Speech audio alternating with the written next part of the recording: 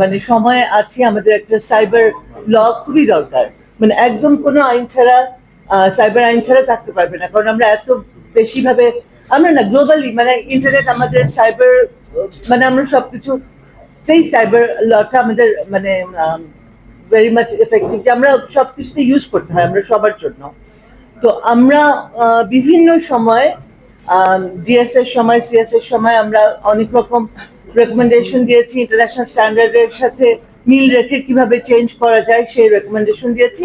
তো সবকিছু আমার মনে হয় যে আমাদের কাছে আছে, কিন্তু আমার মনে হয় যে একটা কোনো ড্রাফট তৈরি না করে একদম সবগুলো সাইবার ল রিপিল করা হবে না। আমি যতদূর আমার আন্ডারস্ট্যান্ডিং এ, যে একটা কোনো ড্রাফট থাকবে, একটা কোনো কিছু থাকবে, তারপরে সব সাইবার ল গুলো রিপিল করা হবে। আর আমাদের যেটা আগের বিভিন্ন সরকারের সাথে, সরকারের আমাদের আইন প্রণয়নের কোনো সুষ্ঠু নীতি ছিল না, কোনো স্টেক হোল্ডার অ্যানালিসিস কারোর সাথে শেয়ার করে কোনো স্বচ্ছতা ছিল না, কোনো ট্রান্সপারেন্সি ক্রাইটেরিয়া কিচ্ছু ছিল না। তো আমাদের এটাও একটা দাবি যে এরপর যে কোনো আইনই প্রণয়ন করা হোক, সেটা আগে স্টেক হোল্ডারদের সাথে শেয়ার করা হবে, তাদের ওপিনিয়ন নেওয়া হবে, ওপিনিয়ন নিয়ে তারপর আমরা একটা স্বচ্ছ, যেটা সবার কাছে সবাই মেনে নিবে, এরকম কোনো আইন আমরা প্রণয়ন করবো। ধন্যবাদ।